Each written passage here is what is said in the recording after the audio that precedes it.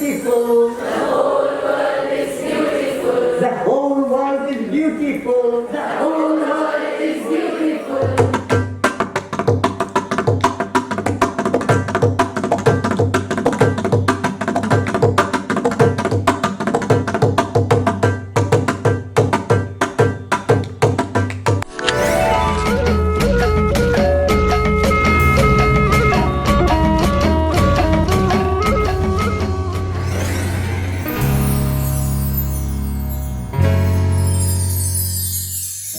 He's an activist, he's a pacifist. He's an inspiring author and a rousing speaker. He has been a Jain monk and he's a Gandhian. He's an eternal optimist and he's an amazing storyteller. He's a person who's walked his talk. In 1962, he undertook with his friend Mr. E.P. Menon an 8,000-mile peace walk for 2.5 years for nuclear disarmament. He walked from New Delhi to Moscow, to Paris, to London, to Washington, D.C. He is the founder of Schumacher College and editor emeritus of Resurgence and Ecologist. To us at Bhumi, Satish ji is an elder, is someone who has supported us, encouraged us, and wholeheartedly been with us. Although my mother never went to school, she never learned to read or to write, but she was a real naturalist. And I was 4 years, 5 years, 6 years old, and we'll go to our field. And she will, on the way, show me on the tree a wild beehive. And she will say, bees go from flower to flower to flower, take a little nectar there, a little nectar here, a little nectar from some other flower.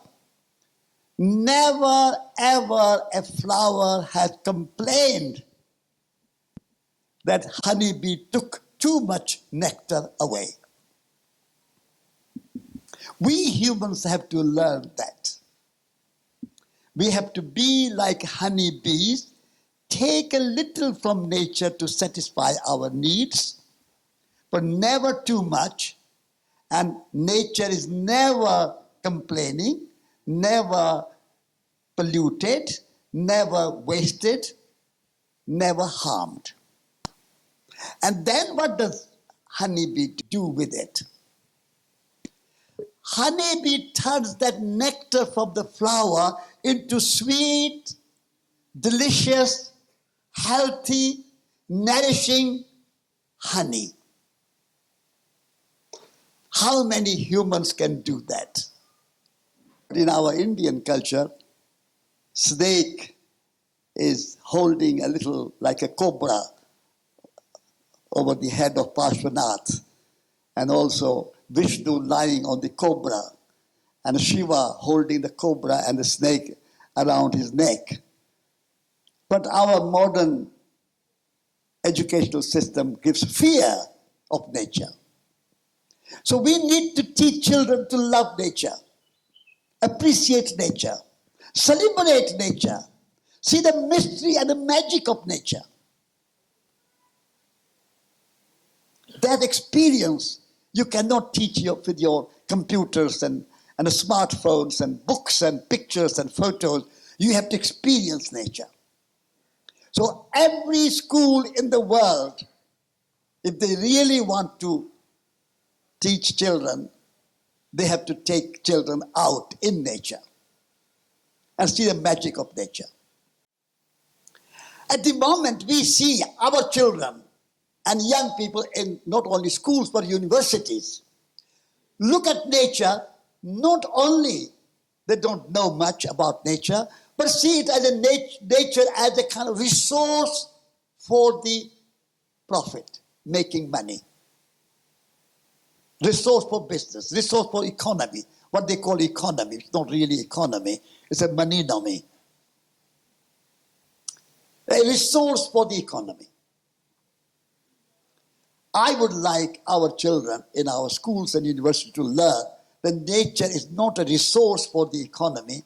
Nature is a life itself. And we are nature.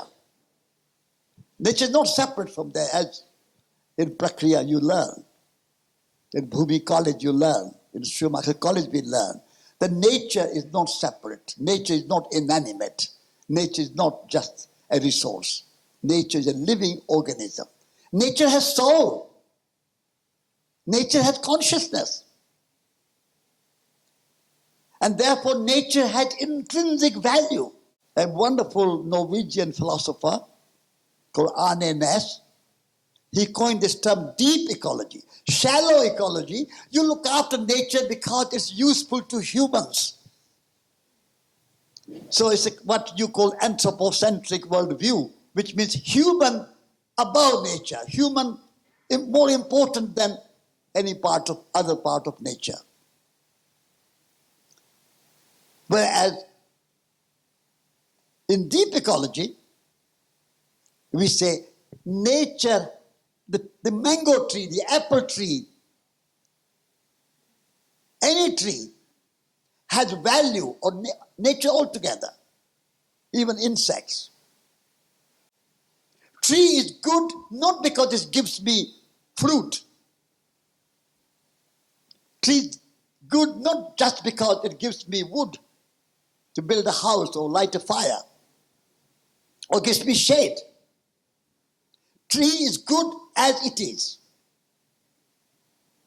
And I take fruit, shade, wood as a gift from nature. Thank you, tree. With that gratitude, that humility that we need to learn. At the moment human beings have become too arrogant. We think we are so special. We are so superior. We are so above nature. We are not above nature. We are nature. We are made of Panch Mahabhut, earth, air, fire, water, space. And trees are also made of earth, air, fire, water, space. And as we have consciousness, and we have a spirit, and we have a soul, and we have life, in the same way, trees and all other parts of nature have soul, consciousness, spirit, life. The moment we realize that, the more our Upanishads teach us, Isha Vashopanishad, Isha Vashyamidam Sarvam, Yatkincha Jagatyam Jagat, Tena Tyaktena Bhunjita, Magradha Kasyas Vidhanam.